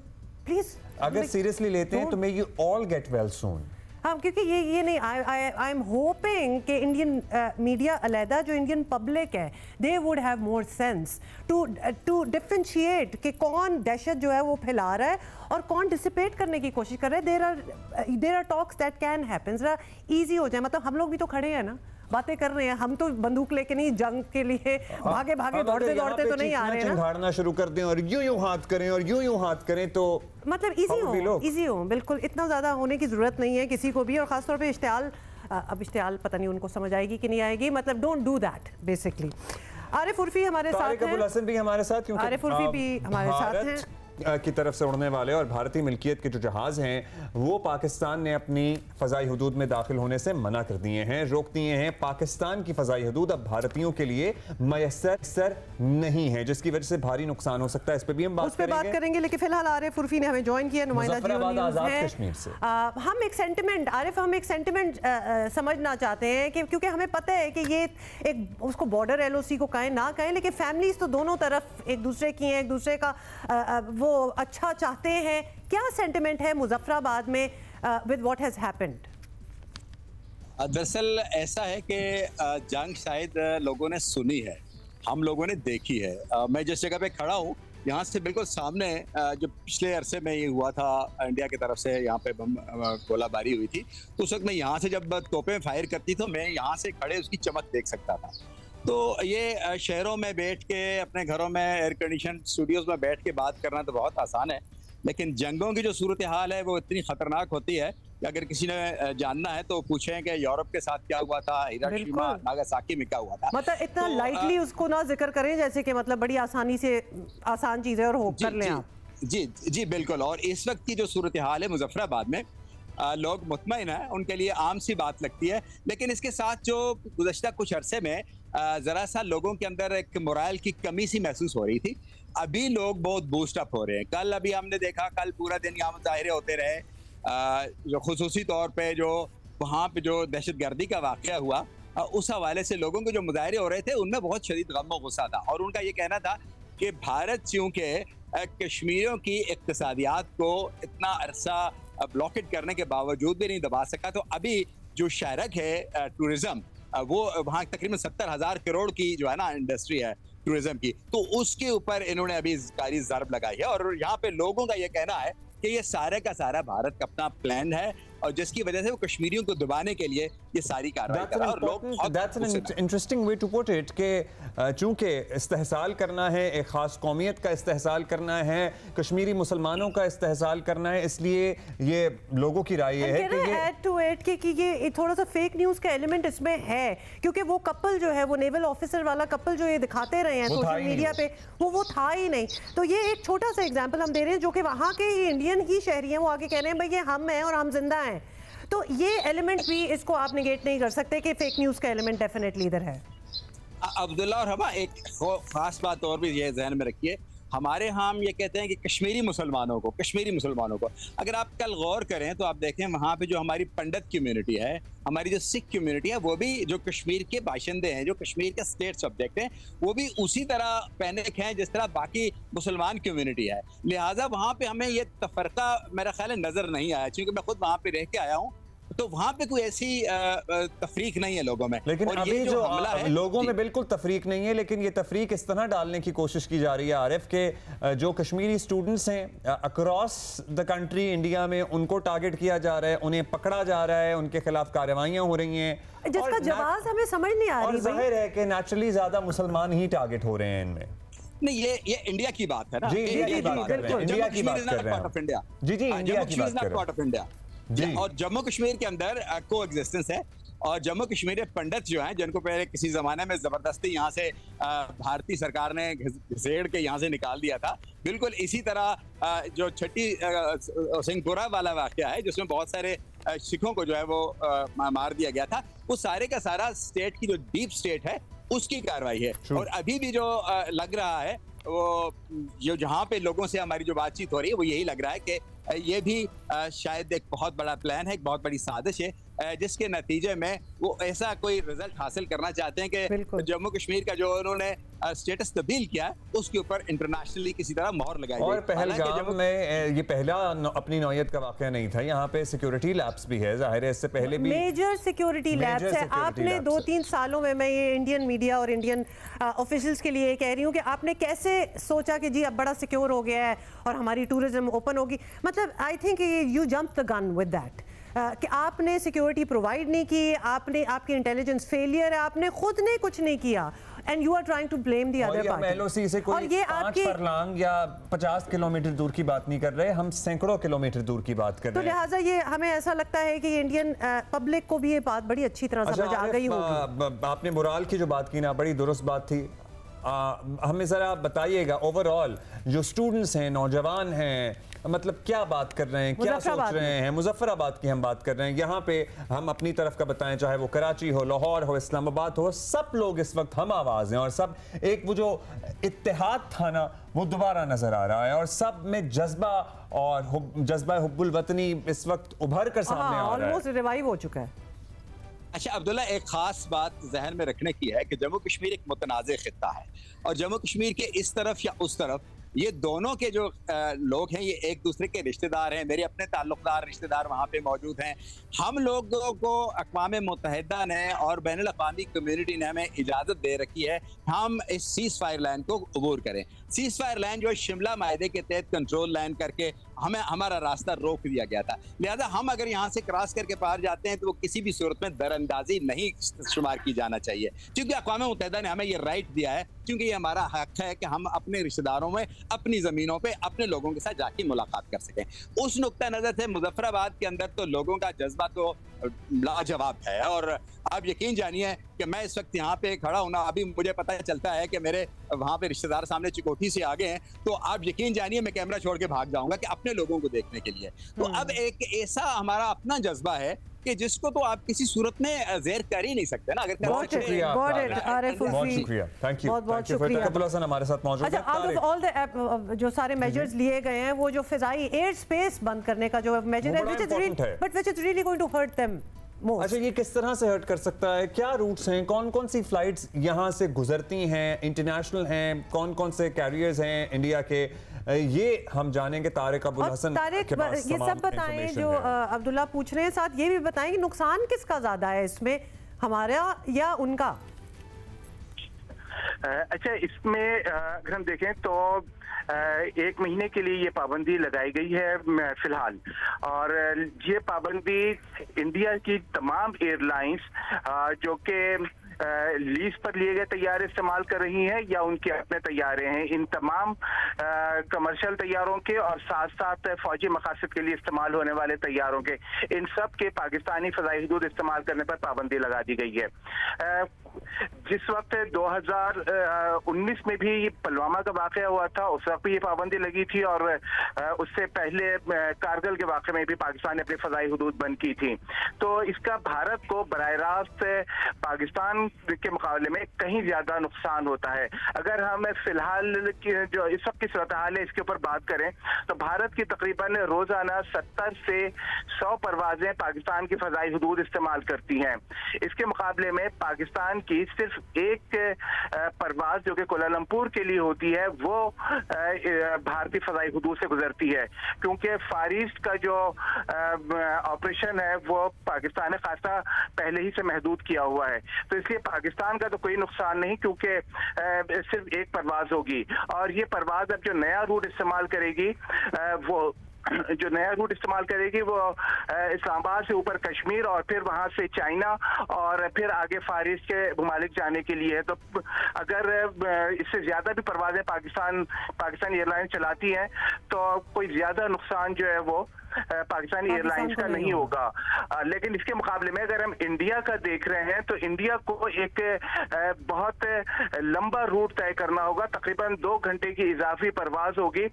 जितनी परवाजें दिल्ली, अमृतसर, बॉम्बे और इस अतराफ की जो है जितनी भी फ्लाइटें हैं, इन सब को पाकिस्तान के ऊपर से गुजरना होता है। अफ्रीका जाने के लिए डेस्टिनेशंस क्या हैं इनकी जो फ्लाइटें यहाँ से गुजरती हैं? Anything going west I guess. जी हाँ, डेस्टिनेशन की बात करें तो ईरान और फिर उससे आगे अफगानिस्तान, फिर सेंट्रल एशिया, रूस, और अगर दूसरी तरफ देखें कि मशरिक़ वुस्ता हो गया, सऊदी अरब हो गया, और फिर उससे आगे जो है वो अफ्रीका, और फिर अगर हम यूरोप की तरफ आए तो पूरा यूरोप हो गया, और फिर बहरा क़ियानूस के पार अमेरिका और लैटिन अमेरिका के लिए जो परवाजें हैं। तो भारत पहले कोई मौके थे भी बहुत हैं जी, पहले किन किन मौकों पे एयर स्पेस जो है वो इंडिया की तरफ से बंद की गई है, ये भी हमें याद दिला दें, क्योंकि हमने ऑब्वियसली टेंशंस देखी हैं, हमने हम उनकी साइड से बात कर रहे हैं। जी इससे पहले जो है जब कारगिल का वाक़या हुआ था उस वक्त भी पाकिस्तान ने अपनी एयर स्पेस बंद की थी, इंडिया ने भी एयर स्पेस अपनी बंद कर दी थी। इसी तरह 2019 में जो पुलवामा अटैक हुआ था उसके ऊपर भी जो है वो पाकिस्तान ने अपनी फ़ज़ाई हुदूद बंद की थी, तो जवाबन इंडिया ने भी बंद की थी, लेकिन उसका नुकसान जो है वो इंडिया को कहीं ज्यादा हुआ था। लेकिन उस वक्त एक चीज और हुई थी कि जब 2019 में पाकिस्तान ने फ्लाइटें बंद की थी तो उस वक्त इंडिया जाने वाली तमाम एयरलाइन हो, चाहे वो इंडिया की एयरलाइंस हो या दीगर ममालिक की एयरलाइंस हो, तमाम के लिए अपनी फ़ज़ाई हुदूद बंद की थी इंडिया की तरफ जाने के लिए। बहुत शुक्रिया, that's all the time we have. There you have it, एक एनालिसिस हम चाहते थे कि exactly what it means. Almost उनकी तो सारी फ्लाइट है क्योंकि वेस्ट की तरफ दर्जनों हैं जो मुतासिर होंगी इनके, और 2 घंटे भी बास फ्लाइटें ऐसी हैं जिसमें इजाफी मतलब वो ऑलरेडी उनकी एयरलाइंस जो हैं वो अपने पैसेंजर्स को वो अपॉलॉजीज करना स्टार्ट हो चुके हैं। और लाहौर कलंदर ने होम ग्राउंड पर जरा मायूस कुन आगाज किया है अपना, लेकिन पेशावर ज़ल्मी जबरदस्त उन्होंने किया, और खास तौर पे बाबर आजम ने अपनी 50 जरूर कर ली, नॉट आउट भी रहे साथ साथ, तो अल्हम्दुलिल्लाह। देखिए इसीलिए मैं कहती हूँ कि हर टीम के जीतने में कुछ ना कुछ खुशी हो जाती है। ऑफ कोर्स लाहौर कलंदर से शिकस्त का सामना करना पड़ा है लाहौर फ्रॉम पेशावर। टॉस जीत के बाबर आजम ने फील्डिंग का फैसला किया, फिर ज़ल्मी के बॉलर्स ने कलंदर्स के बैटर्स को बेबस करके कप्तान का फैसला सही साबित किया। अब 129 पर पूरी टीम आउट हो जाएगी तो क्या टारगेट एक्चुअली अगर शायद टारगेट बेहतर होता तो जीत भी सकते थे। और इस टारगेट के ताक़ुब में पेशावर के कप्तान बाबर आजम ने क्या किया? उन्होंने मतलब अब अच्छा, बाबर आजम और हुसैन तलत ने शानदार बैटिंग की। सबसे पहले तो ये आपको बता दें 130 रन का हदफ था, 20 गेंदों, पहले 3 विकेट पर पूरा भी कर दिया। बाबर 56 और हुसैन जो हैं वो 51 रन बनाकर नॉट आउट रहे। प्लेयर ऑफ द मैच कौन थे? अलजारी जौफ को 3 विकेटें हासिल करने पर दिया गया। और इवेंट में आज कराची किंग्स और क्वेटा ग्लैडिएटर्स का मुकाबला होगा। पॉइंट्स टेबल पे नजर डालें, नजर ले आए पॉइंट्स टेबल सामने, तो उस पे देखें तो इस्लामाबाद यूनाइटेड जो हैं वो अब तक नाकाबिले शिकस्त। क्या है भाई सीन इनका? मतलब no, I don't know why I'm taking credit. I'll take credit for anything, for anything. Any team तो मैं शुक्रिया करती हूँ उनकी तरफ से। तो इनका क्रेडिट है, कोई जीत रहा है तो इनका क्रेडिट है, क्या हो रहा है? बस ऐसा ही है। 5 मैचेस खेले हैं इन्होंने और अच्छा, लेकिन आपको पता है कि जीत एक्चुअली हुई किसकी? Crowd, the spectators that absolutely fill the stadium. मतलब लाहौर से यही तवक्को की जाती है और वो उन्होंने करके दिखाया। Stadium was quite like full. Karachi Kings का दूसरा, लाहौर कलंदर का तीसरा नंबर है, चौथे नंबर पर ज़ल्मी है, 5वें पर क्वेटा ग्लैडिएटर्स है। सो लाहौर वाले फैंस आप मायूस ना हो, अभी भी आप पॉइंट्स टेबल में एक बेहतर पोजीशन पे हैं। You're okay. चलिए इस पे बात करते हैं, इस पे जरा बात करेंगे। याया हुसैनी हमारे साथ हैं, सीनियर स्पोर्ट्स जर्नलिस्ट साथ मौजूद हैं। याया भाई अस्सलाम वालेकुम, जरा बताइएगा ओवरऑल हम टीम्स की बात कर रहे हैं तो अब तो काफी मैचेस हो गए हैं, अब सूरत हाल खुलकर सामने आ रही है। आधे तो हो गए, हाँ है ना, आधे से ज्यादा ही हो। ये इस्लामाबाद वाले कौन सा चक्कर चला रहे हैं कि कोई भी मैच नहीं हारते? सबसे पहले तो वालेकुम अस्सलाम अब्दुल्ला, और आपने जो बात की इस्लामाबाद यूनाइटेड की, तो इसमें कोई शक नहीं है कि उनके पास स्पिन बॉलिंग के शोबे में कप्तान शादाब खान के साथ मोहम्मद नवाज हैं, इमाद वसीम है। फिर टॉप ऑर्डर में उनके पास साहबजादा फरहान है, कॉलन मनरो है, और मिडल ऑर्डर में अब उन्होंने हैदर अली को रखा है। और अगर आप फास्ट बॉलिंग की बात करते हैं तो उनके पास जेसन होल्डर है, उनके पास नसीम शाह है। और ये क्या हैरानकुन बात नहीं है कि पाकिस्तान टीम के कप्तान सलमान अली आगा बाहर बैठे हुए हैं। वो कुछ फिटनेस मसाइल से दो चार हैं, इसलिए जो है वो खेल नहीं रहे। लेकिन अब तक तमाम बॉक्सेस को टिक किया है इस्लामाबाद यूनाइटेड ने। लोग उनकी पिक की बात कर रहे हैं कि जी बहुत ही अच्छी टीम उन्होंने मुंतखब की है, पिक अच्छी है, स्ट्रैटेजी बेहतर है, प्लेइंग 11 अच्छा चूज करते हैं, प्लानिंग अच्छी करते हैं, क्या है? मतलब किसी एक चीज को अगर आप पिन पॉइंट कर सकें या मेरा ख्याल है किस्मत, उनकी किस्मत बहुत अच्छी है। और किस्मत से मतलब मेरा ये है कि वो कहते हैं ना कि जिस पट्टी को हाथ लगा रहे हैं वो सोना हो रही है। तो उनके सामने खेलने वाली टीमें जो हैं वो बिल्कुल क्लिक नहीं कर पा रही हैं, बिल्कुल सामने खेलने वाली टीमें जो हैं वो गिरी हुई हैं। वो कराची आए थे, लोग बात कर रहे थे कि जी अब होम ग्राउंड से बाहर निकले तो देखें आप कुछ करेंगे। फिर मुल्तान गए तो यही बात हुई, और मुल्तान की वो टीम जिसने लाहौर कलंदर को एक दिन पहले दीवार से लगा दिया था, वो टीम बिल्कुल फ्लैट हो गई इस्लामाबाद यूनाइटेड के खिलाफ। तो बहरहाल अभी टूर्नामेंट आधा हुआ है और इस टूर्नामेंट में अब तक तो शादाब खान की क़यादत में टीम बहुत अच्छा कर रही है और शादाब खान बचा के अपने आप को लेकर चल रहे हैं। लेकिन बहरहाल क्रिकेट का खेल है और क्रिकेट के खेल में कुछ भी हो सकता है। अच्छा, बाबर आजम की अपनी परफॉर्मेंस के हवाले से बताएं, मतलब ना सिर्फ कि उन्होंने खुद भी 50+ कर लिया और अपनी टीम को जिता भी दिया, वरना दोनों चीजें तो साथ हो नहीं रही थी। What do you say about that? देखिए, अभी मैं सुन रहा था आप लोग जो बात कर रहे थे कि बिल्कुल आउट क्लास कर दिया पेशावर ज़ल्मी की टीम ने, ऐसा नहीं हुआ।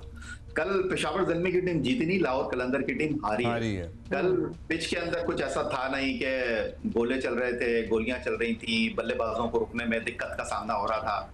हजारी जोसेफ ने डेफिनेटली आउट करके दिया, फिर लुक वुड ने अच्छी बॉलिंग की, कोई इसमें शक नहीं है। लेकिन अगर आप शॉट सिलेक्शन देखें लाहौर कलंदर के बैट्समैनों का तो उनकी इंटेंट बहुत वाज़ेह थी, गो एंड किल वाली पॉलिसी। कल उन्होंने अपनी टीम में 2 तब्दीलियां की, आसिफ अली को नईम की जगह उन्होंने शामिल किया, मेरा ख्याल है बेहतर फैसला था, और एजाज खान को उन्होंने टीम में शामिल किया कल के मैच के लिए। टीम उनकी बेहतर है और आप देखिए कि 44 for 5 और वहां से उनकी टीम 129 करती है। इसका मतलब यह है कि पोटेंशियल मौजूद है।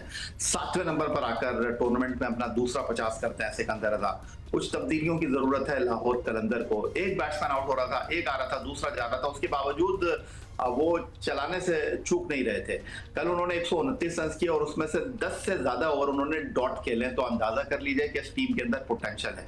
और फिर कल जिस तरह हारिस रऊफ और शाहीन आफरीदी ने ऊपर से आके बॉलिंग की और दिल जो है वो हाथ में आ गया था जब हारिस रऊफ की बॉल के ऊपर बाबर आजम को अंपायर आसिफ याकूब ने LBW आउट करार दे दिया, वो रिव्यू में गए, फैसला वापस हो गया। अगर वहां पर बाबर आजम आउट हो जाते ना तो फिर मैच बड़ा दिलचस्प हो जाता, हालांकि लो स्कोरिंग मैच था। बाबर आजम की जहां तक आपने बात की, कोई इसमें शक नहीं है कि कल उन्होंने 50 किए और कल एक टिकट में 2 मजे किए जिंदा दिलों के शहर लाहौरियों ने कद्दाफी स्टेडियम में, कि एक तरफ वो लाहौर कलंदर को सपोर्ट कर रहे थे और दूसरी तरफ वो बाबर आजम को सपोर्ट कर रहे थे। और बड़ा भरपूर ये बड़ा अच्छा लगा कि हालांकि लाहौरी ज्यादा हम एक्सपेक्ट कर रहे हैं कि बैठे होंगे वहां, लेकिन दे रियली सपोर्टेड बाबर के लिए भी बड़ी ये अच्छी बात थी। मैं यही आपसे बोल रहा हूं कि उनको इस बात का अफसोस नहीं था कि होम टीम लाहौर कलंदर हार गई, वो दूसरी तरफ बाबर आजम को भी सपोर्ट कर रहे थे, बाबर आजम को खेलता हुआ भी देखना चाहते थे। बाबर आजम ने कल निफ्ट सेंचुरी जरूर की, लेकिन एतमाद नहीं था उनकी बैटिंग के अंदर, उनकी बैटिंग के अंदर वो क्लास नजर नहीं आई जो कि बाबर आजम का खासा होती है। कल मैच जब शुरू हो रहा था सेकंड इनिंग, तो इंजमामुल हक रमीज राजा से बात कर रहे थे और उन्होंने कहा कि हमने बाबर आजम को समझाया है कि यार तुम ये स्ट्राइक रेट के ऊपर जाने की कोशिश मत करो, ये नए लोगों की तरह खेलने की कोशिश मत करो, बस अपने रन्स करने की कोशिश करो। तो डेफिनेटली पेशावर ज़ल्मी के लिए ये सुख का सांस है कि बाबर आजम ने रन्स किए हैं और पेशावर ज़ल्मी अब तक कॉम्बिनेशन बना नहीं पाया है।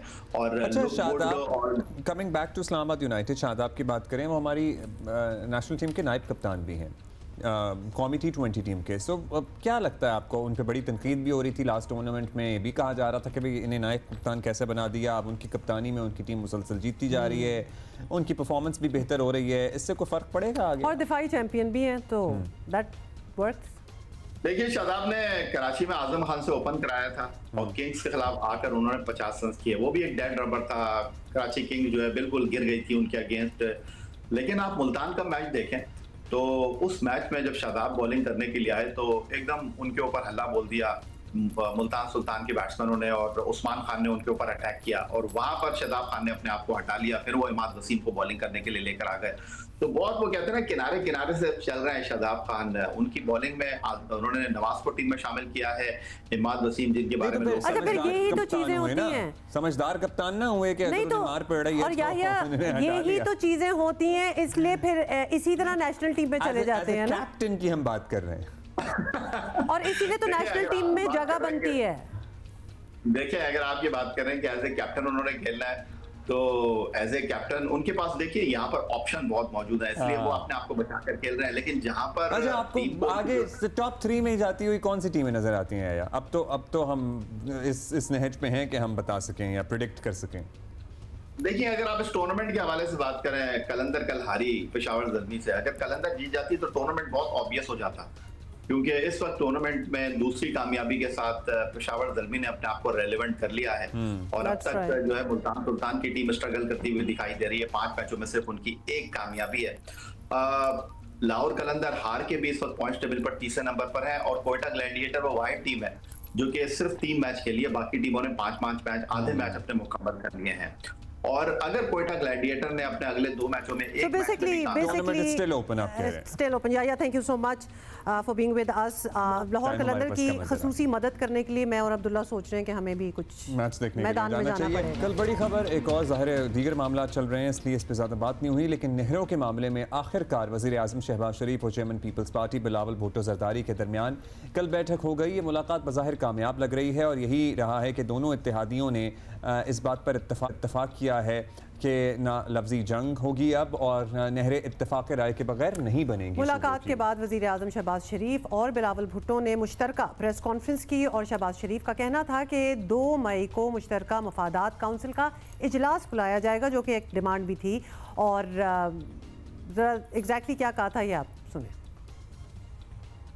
आज की इस मीटिंग में जो कि पाकिस्तान पीपल्स पार्टी और पाकिस्तान मुस्लिम लीग नून के दरमियान आज हुई, आज इस बात का हमने बामी रजामंदी से फ़ैसला किया है कि जब तक मुश्तरका मफादात काउंसिल में बामी रजामंदी से फ़ैसला नहीं हो जाता,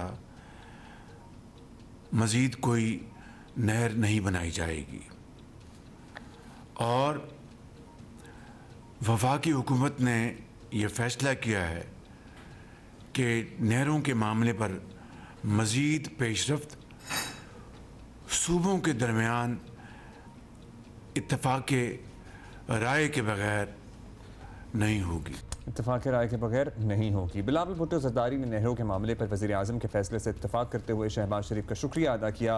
बिलावल भुट्टो का कहना था कि आज हम सिर्फ इतना तय कर रहे हैं कि नई नहरें नहीं बन रही हैं। बिलावल भुट्टो का कहना था कि इससे भी अहम पहलू हाल ही में भारतीय ऐलानात का है। अच्छा, इस फैसले का मुंह तोड़ जवाब दिया जाएगा। इस पे बात कर लेते हैं। सईद गनी साहब ने हमें ज्वाइन किया है, सीनियर मिनिस्टर पीपल्स पार्टी हैं, वजीर बल्दियात हैं सिंध। गनी साहब, पहले तो पीपल्स पार्टी और सिंध हुकूमत की करंट पोजीशन वाजे कर दें, क्योंकि वजीर आज़म के ऐलान के बाद, मुलाकात के बाद, क्या ये कहा जा सकता है कि पीपल्स पार्टी की जो रिजर्वेशन थी, तहफ़्फ़ुज़ात थे, वो ख़त्म हो गए? देखें, अब तक की जो मेरे पास मालूमात हैं, चूँकि मैं उस मीटिंग का हिस्सा नहीं था, तो जो हमारे तहफ़्फ़ुज़ात थे, जो हमारे एतराज़ात थे, वो सुने गए और काफ़ी हद तक वो तस्लीम भी हुए। और उससे हम मुतमईन इसलिए हैं, और ये बात मैंने तो कम से कम एक दो जगह पे कही भी थी, कि इस मसले को हल करने के लिए जो आइनी और कानूनी फोरम है वो CCI का ही है। उससे पहले जितनी मीटिंग्स कर लें, जितने इजलास कर लें, उसमें बातें तो एक दूसरे के साथ कर सकते हैं, इत्तफाक अदम इत्तफाक कर सकते हैं, लेकिन जो फैसला हो, जिस फैसले को कानून और आइन के तहत माना जाए, वो CCI में होगा। तो ये अच्छी बात है कि 2 मई को CCI का इजलास भी तलब कर लिया गया है, और मुझे उम्मीद है कि इंशाअल्लाह ताला 2 मई को बाकायदा इन कैनाल्स के हवाले से एक फैसला सामने आ जाएगा। अच्छा गनी साहब, ज़्यादा पानी ज़ाहिर है मौक़िफ़ एक बड़ा वाज़ेह रहा है पीपल्स पार्टी का इस इशू पर। इस पर बड़ी मुहिम भी चली थी, बहुत दफ़ा ऐसा लगा पीपल्स पार्टी मुस्लिम लीग नून की राहें भी जुदा हो सकती हैं, फिर वज़ीर आज़म ने आपकी सब बातें अचानक मान ली हैं। तो आप लोगों को कुछ सरप्राइजिंग लगा है या फिर आप एक्सपेक्ट यही कर रहे थे कि मामला इसी तरह हल हो जाएगा? नहीं, सरप्राइज तो नहीं था। हम तो बड़े इस पर कॉन्फिडेंट थे कि जब ये इजलास बुलाएंगे CCI का, या जब बैठकर हमारे तहफ़्फ़ुज़ात को सुनेंगे, तो ये मसला समझ में आ जाएगा और ये कैनाल्स का शायद जो प्रोजेक्ट है वो रुक जाएगा। लेकिन एक चीज़ का गिला भी ज़ाहिर है मैं करता रहा हूँ, CM साहब भी बार बार ये बात करते रहे कि काश ये जो इशू था CCI में डिस्कस करने के लिए, वो जुलाई 2024 से पेंडिंग था, और अगर इन पिछले 8 महीनों में तकरीबन, या शायद उससे भी ज़्यादा अरसा, 9 महीने बन गए तकरीबन, ये इन 9 महीनों में अगर इस CCI का इजलास बुला लिया जाता, तो शायद हालात इतने ज़्यादा ख़राब ना होते जो इस वक्त आपको नज़र आ रहे हैं।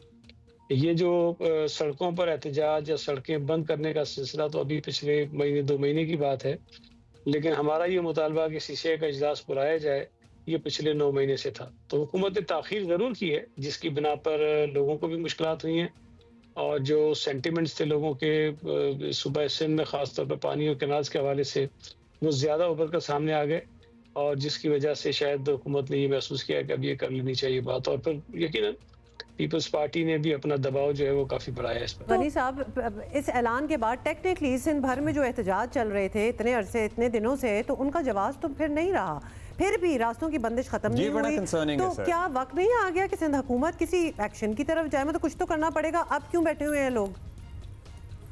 नहीं, मेरा ख्याल है कि शायद जो दोस्त एहतजाज कर रहे हैं उनकी ये बात समझ में आ जाएगी, और जो लीड इस वक्त कर रहे हैं वो कुछ वकला तंजीमें हैं जो उस प्रोटेस्ट को लीड कर रही हैं। तो वकला तो आइन और कानून को ज़्यादा बेहतर समझते हैं, और उन्हें ये बात तो समझनी चाहिए कि आज वज़ीर आज़म कोई ख़त जारी करके इन मनसूबों को रोकने का ऐलान नहीं कर सकते थे। मैं फिर ये कह रहा हूँ कि अगर तो वो ख़त जारी करके करते तो शायद उसकी आइनी और कानूनी हैसियत कोई ना होती, क्योंकि ये इशू आइनी तौर पर इस वक्त पेंडिंग है CCI में। जो फैसला आना है वो भी CCI से आना है, और CCI में जो डिस्कशन होना है, जो चीज़ें हम करना चाह रहे थे, उस पर शायद आज काफ़ी तफसील से जो है वो बात हुई है, और हमारे जो एतराज़ात थे, जो हमारा जो मौक़िफ़ था, सर ये होप ही करेंगे कि आप उनको समझ आ जाए और रास्ते, क्योंकि जो हज़ारों, अब सैकड़ों नहीं, हज़ारों कंटेनर्स जो फंसे हुए हैं, सामान हैं, ऑयल टैंकर्स हैं, उसकी वजह से भी एक केओस है, और एक केओस भारत ने भी मचाया हुआ है अपने मीडिया के ऊपर। सो उस पर भी बात कर लेते हैं। सियासी इशूज़ तो ज़ाहिर है चल ही रहे हैं, लेकिन भारतीय इक़दाम और धमकियों का मुकाबला करने के लिए जो तैयारी हमें चाहिए, और ज़ाहिर है हमलों का भी खदशा है कि दहशतगर्दी हो सकती है हमारे शहरों में। आप लोग मुकम्मल इन कोऑर्डिनेशन हैं हुकूमत के साथ, मुकम्मल मुशावरत और ताउन के साथ ये सारे मामलात आगे बढ़ेंगे?